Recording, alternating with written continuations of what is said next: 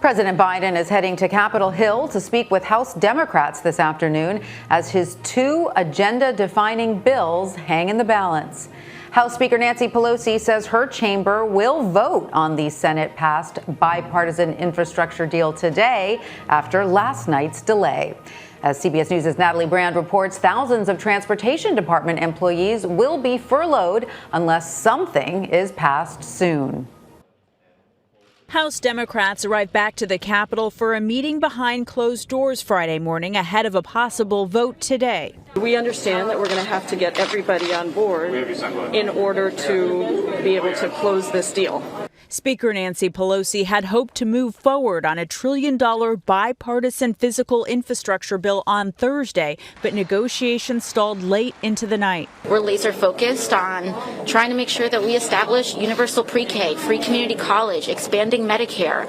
That's what we want to deliver for people, and that's what we're fighting to protect. Progressives in the House say they're not voting for that bill until an agreement is reached on a proposed $3.5 trillion separate bill for social spending that would fund programs like universal pre-K, an extension of the child tax credit, and paid family leave. The resolution is not here in this caucus. The resolution is with two senators. We have been waiting for an offer to counter the $3.5 trillion that is on the table. In the evenly divided Senate, Democrats cannot afford to lose a single vote, and moderate Democrats are raising concern about the price tag.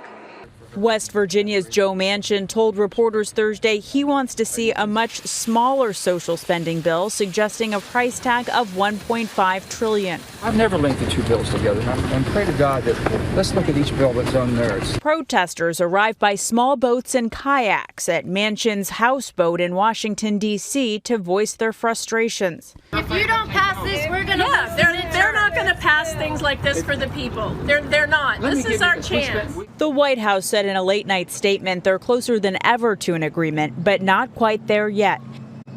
And Natalie Brand joins me now from Capitol Hill with the latest. Hi, Natalie. So it does appear that both progressive and moderate Democrats are not currently budging on where they stand. But as we heard in your report, the White House says they are close to an agreement. So what do we know about the Biden administration's role in the negotiations at this stage? Well, Tanya, good afternoon. We know that there has been a lot of talking going on and those closed-door meetings still underway. Congress members were here late into the night. Speaker Pelosi left midnight Thursday, back this morning having a House Democrats caucus meeting, which we're hearing will continue later this afternoon as they really try to figure out whether or not they can get a deal and when that could happen. We also know that White House advisors, the White House negotiating team was here late into Thursday night, speaking to those key Democratic senators, Joe Manchin and Kyrsten Sinema, since those are the moderate Democrats who have been pushing for a much lower top line on that larger social spending bill. So the conversations continue. But Tanya, it's still very unclear at this point where this goes through Friday. And one other interesting note, House Democrat Steve Cohen of Tennessee came out and he actually said that the president should come to the caucus. He pondered, whether or not he's been involved enough. We know that President Biden has had countless conversations through the week with these key lawmakers who have been negotiating these two separate bills. But the question remains what happens today in terms of the White House team and the president himself making outreach to try to get this deal, this agreement past the finish line. Okay, so we know that the Democrats are still wrangling over the details, but how are Republicans reacting to this delay in the bipartisan infrastructure deal? Well, House Republicans put out a notice to their members telling them that it's still very unclear whether or not there will be votes today, referring to this as legislative Groundhog Day. Meanwhile, one of the key Senate Republican negotiators, Mitt Romney, put out a statement accusing the House Democrats of blocking this critical bipartisan physical infrastructure bill, accusing them of holding it hostage while this larger negotiation plays out.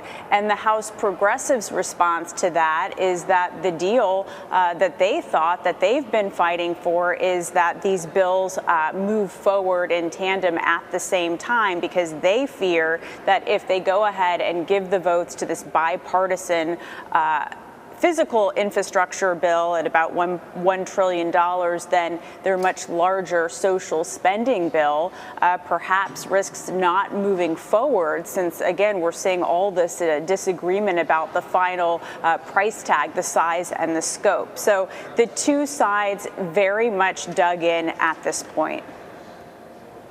All right, Natalie, and both parties did vote to avoid a government shutdown yesterday, extending funding through December 3rd. What challenges lie ahead to keep the government open after that date? And what does this mean for the debt ceiling? Well, those are major issues and questions that still have to be tackled, and tackled, according to Treasury Secretary Janet Yellen, by mid-October, when the U.S. is at risk of default or not being able to pay its bills.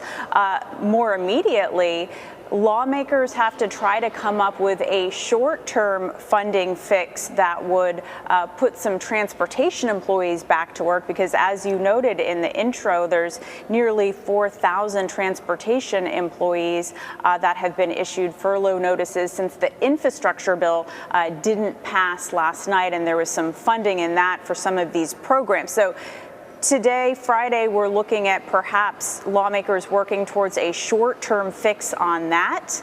And then this spending fight, this larger spending fight, starts all over again, starting today, really, because we are now in October, when they have to then decide how to keep the government funded past December and deal with this critical debt ceiling issue. Tanya. All right, Natalie Brand on Capitol Hill. Thank you.